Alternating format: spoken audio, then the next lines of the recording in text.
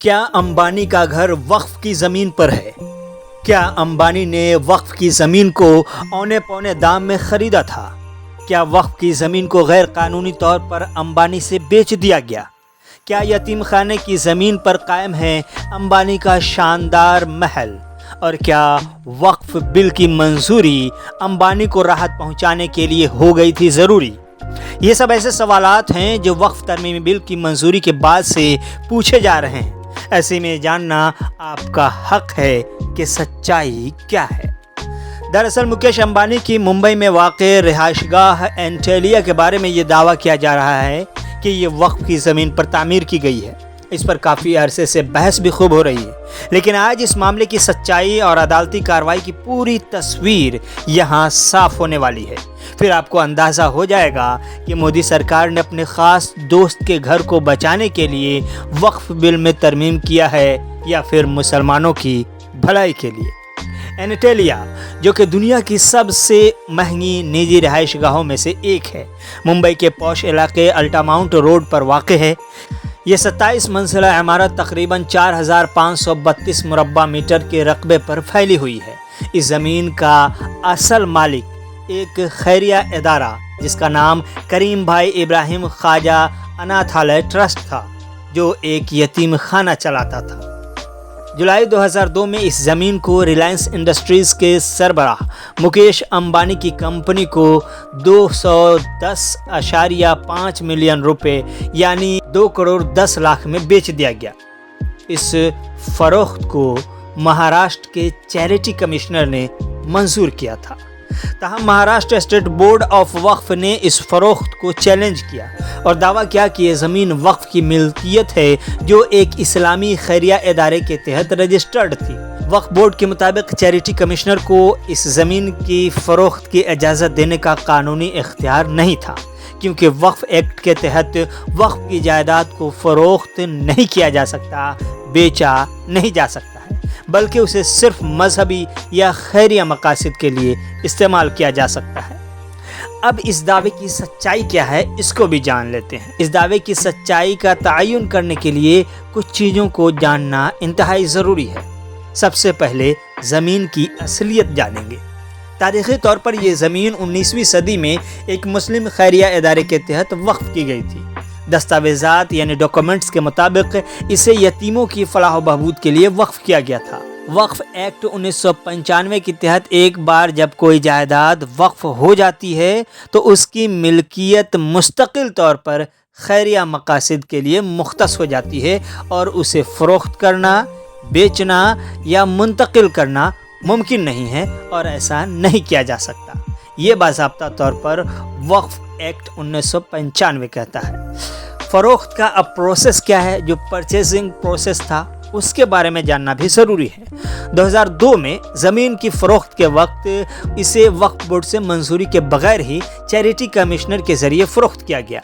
وقف بورڈ نے اسے غیر قانونی قرار دیا کیونکہ ان کا موقف تھا کہ چیریٹی کمشنر کے پاس ایسی جائیداد کے فروخت کرنے یا بیچنے کا اختیار نہیں ہے۔ اس کے علاوہ فروخت کی قیمت کو بھی غیر منصفانہ طور پر کم بتایا گیا، کیونکہ اس وقت اس علاقے میں زمین کی جو مارکیٹ ویلیو تھی وہ اس سے کہیں زیادہ تھی۔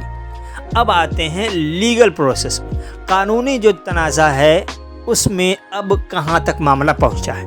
وقف بورڈ نے اس فروخت کے خلاف 2004 میں بمبئی ہائی کورٹ میں درخواست دائر کی، جس میں کہا گیا کہ اینٹیلیا کی تعمیر غیر قانونی ہے اور زمین کو وقف بورڈ کے حوالے کیا جائے۔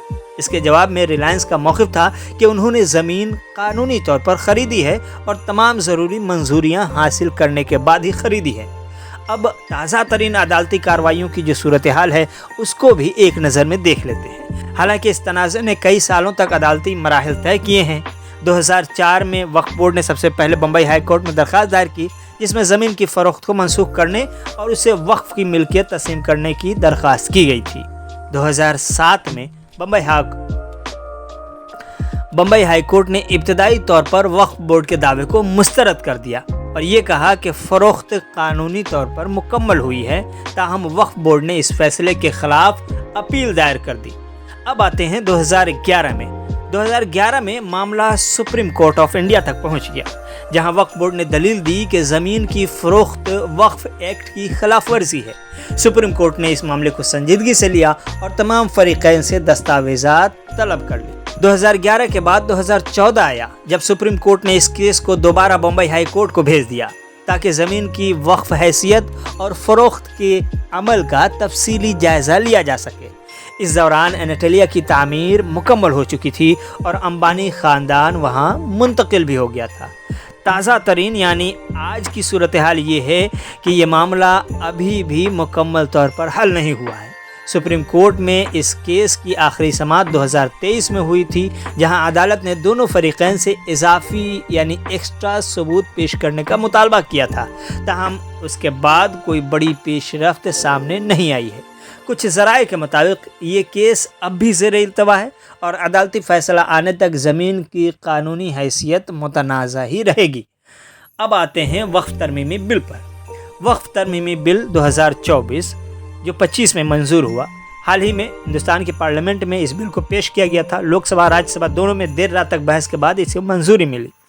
इस बिल का मकसद वक्फ जायदादों के इंतज़ाम को बेहतर बनाना है, ये सरकार का दावा है। कुछ मुबस्सिरीन का ख्याल है कि अब इस बिल से एनाटोलिया यानी अंबानी की रहायशगाह जैसे तनाज़ात के हल में मदद मिल सकती है और ये आसानी से अंबानी के हक़ में जा सकता है।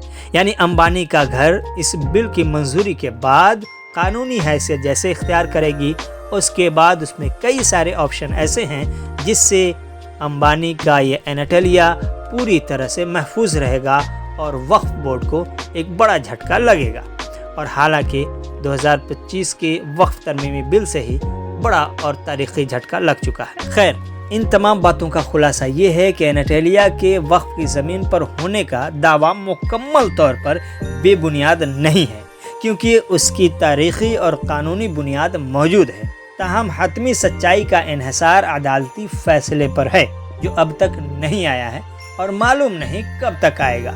मौजूदा शवाहिद से ये नतीजा अखज़ किया जा सकता है कि ज़मीन के फ़रोख्त के अमल में कानूनी खामियों का इम्कान मौजूद है, लेकिन रिलायंस के पास भी अपने मौक़िफ़ के हक़ में डॉक्यूमेंट्स हैं, दस्तावेज़ात हैं।